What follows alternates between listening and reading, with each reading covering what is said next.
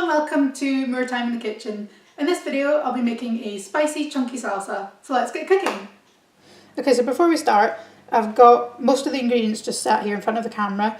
The rest of them are actually just off screen. But if you would like a list of all the ingredients, they are in the recipe and I've put a link to that in the description below. Right, so let's get started. So we'll start with the onion. Turn that round.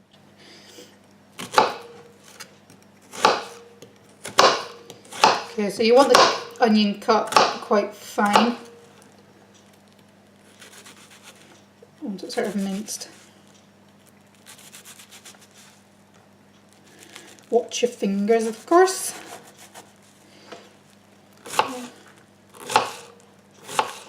It's good to have a good sharp knife to do this.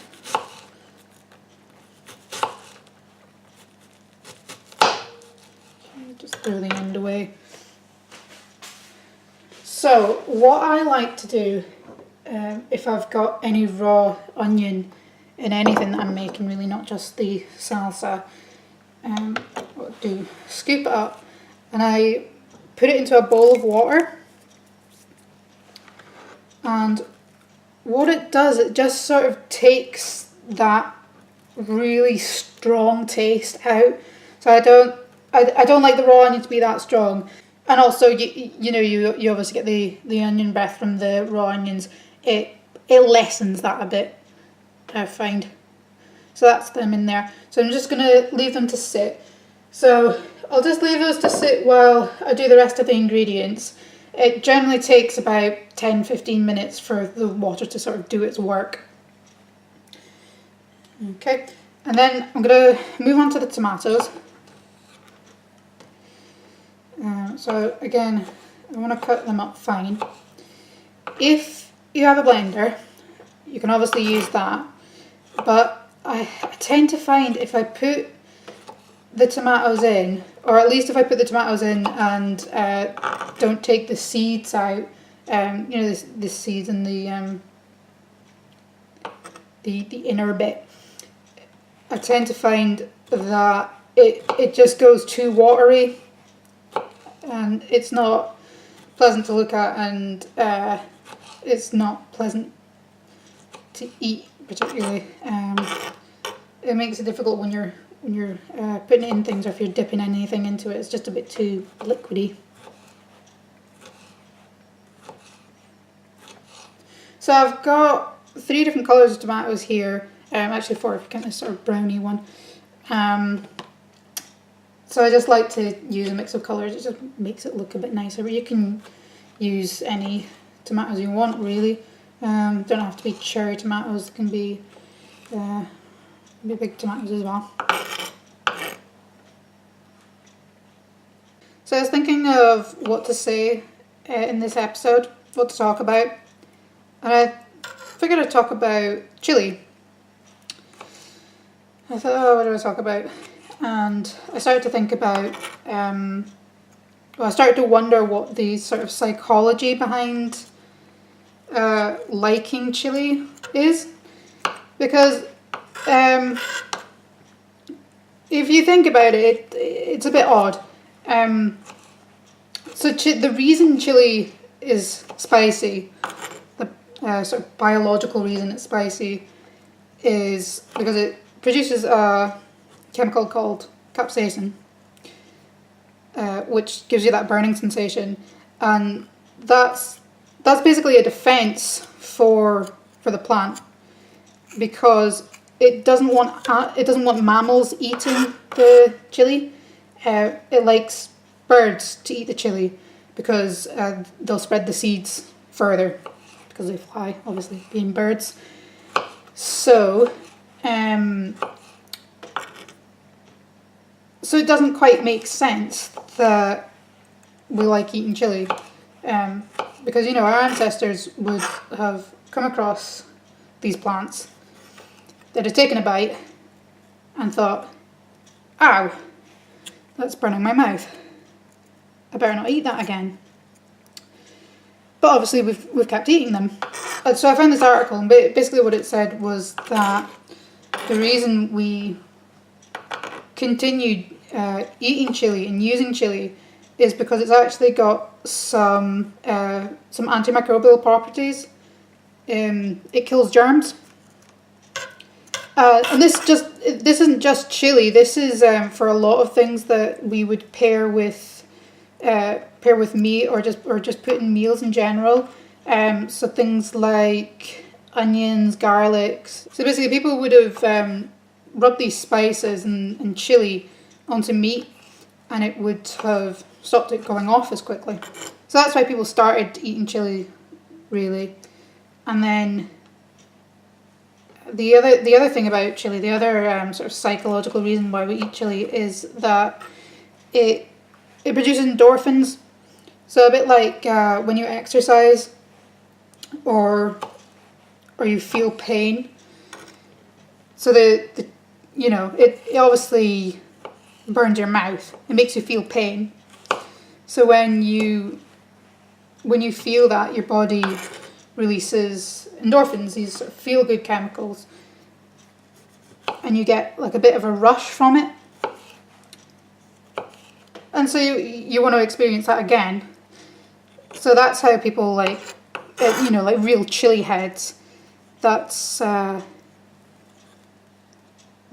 that sort of comes from.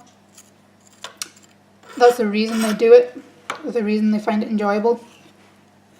I mean, most of us just sort of like a bit of heat. I just sort of like the that sort of warm sensation in my mouth, but I don't want it to blow my head off.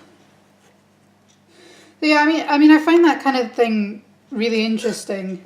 Just knowing the science behind things or the psychology behind things. I've always just had an interest in science. I love knowing how things work, you know. Especially when it comes to everyday things. I think that really interests me. So especially in cooking. I mean, I'm into cooking in general. If that wasn't obvious. And things like how a cake rises. So a cake rises because the rising agent interacts with some sort of acid, say like lemon juice or sugar, and that creates carbon dioxide, which causes air bubbles, and the cake rises. Things like that, and things like things to do with the human body as well. So one thing I find really interesting, there's a chemical called oxytocin, and it's basically the love chemical. It's the hormone that makes you feel love.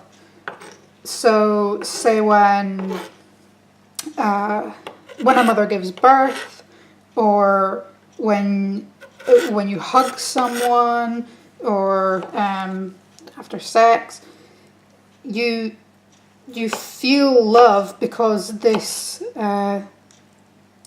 chemical is released.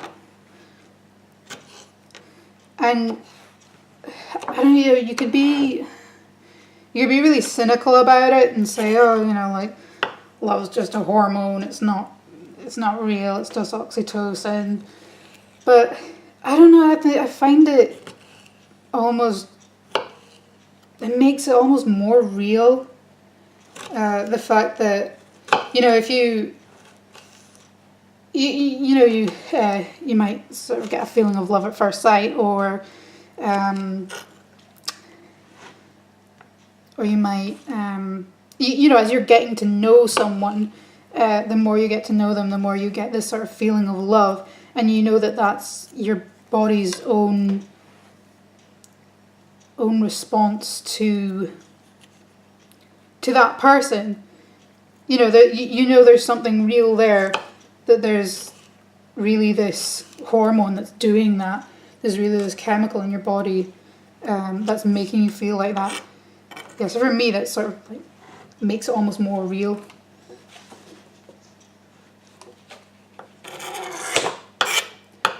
Just getting rid of that rest of that.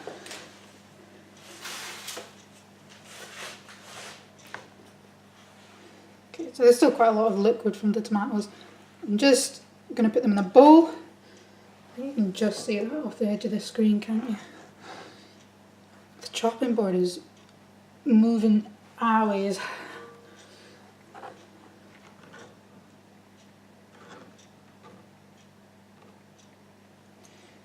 we go. But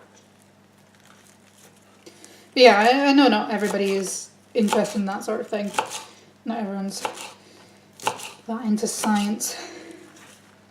So just roughly cutting up this coriander. Oh, get out of the way, you.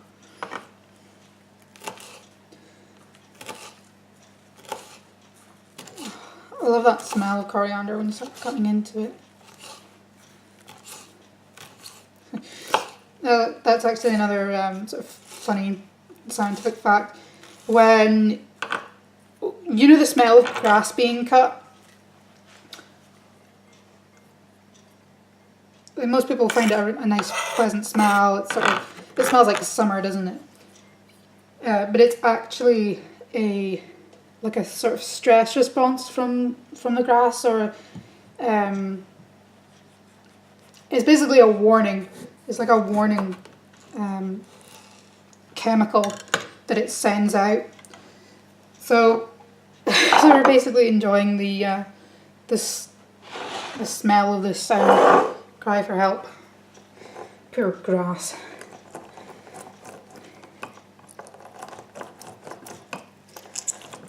Just need half of the juice of a lime.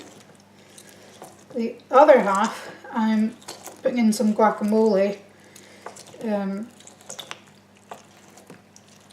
which I'm making as well. And the recipe for that will be down in the description. Just going to put that to one side. We'll chop up the chilies.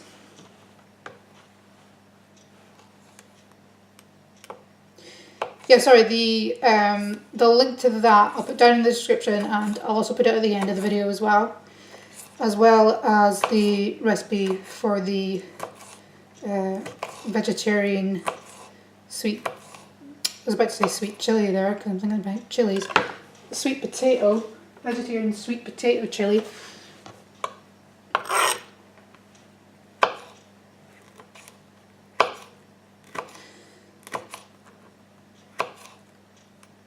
Yeah, there'll be links to those both down in the description and in at the end of the video.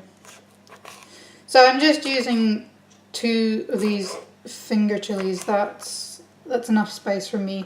But you can add however much chili you want. You can add less, you can add more, you can add dry chili, you can have fresh chili. You do you. What I would say, if you're not sure how much chili you want to add either 1 or add half of a chili. Taste it. See how you feel. See if it's too hot, and then add more. Because you can always add more, you can't take away. Okay, right, gonna move this chopping board out of the way. So this is it, this is all the ingredients, and I'm gonna add the lime juice. Move that out of the way. And I'm gonna get these onions. Just gonna sieve them. Don't think you can see from there, but I can't be bothered moving the camera, so you know, just trust me that I'm sieving these onions. There we go. Just them in the bowl. Just gonna get this spoon.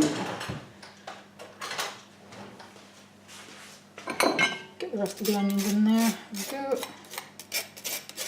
So yeah, that water will have taken away some of the that really strong, overpowering flavour of the onion. Give it a bit of a stir around. I love the colour of that, it's so colourful.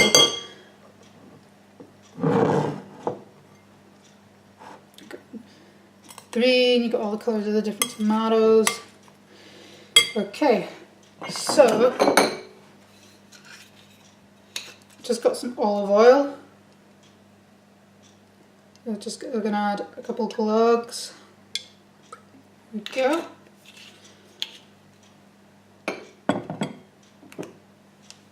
I've got some red wine vinegar. Oh, here we go, some red wine vinegar. Again, just a glug, just one glug instead of two. No, that's not very accurate, not very scientific after all the scientific things I've been talking about. But a glug is accurate enough for me. Gonna add some pepper.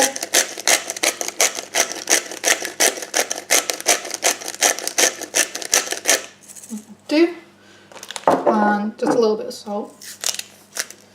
I'm not going to add too much salt because as I say, I'm having it with the vegetarian burritos, which I'll put the link to at the end and in the description, and that'll have some cheese in it, so that will add a bit of salt, so I don't want to have too much salt.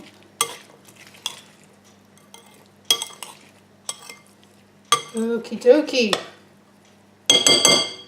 So that is it. Okay, so here it is again in a ramekin, so it's a little bit more presentable. The camera will just focus. Come on, camera, focus, focus. There we go. Yeah, gorgeous. All the colours of the rainbow. Apart from blue. There's no blue in there. I don't think blueberries would go very well in salsa. So, like I say, I'm going to have it in a burrito, but I'm going to have a little sneak preview just now.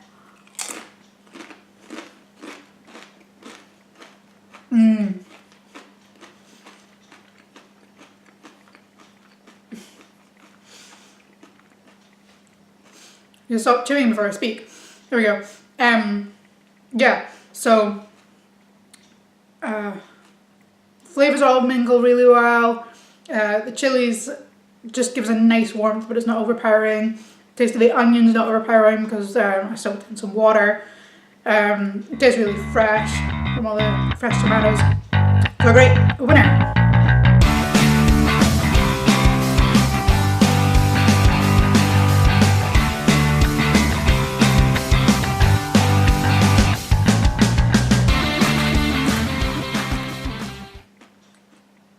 There we go. Stop eating before I stop eating before I talk. Just got a bit of chili there. Oh, fuck, sorry.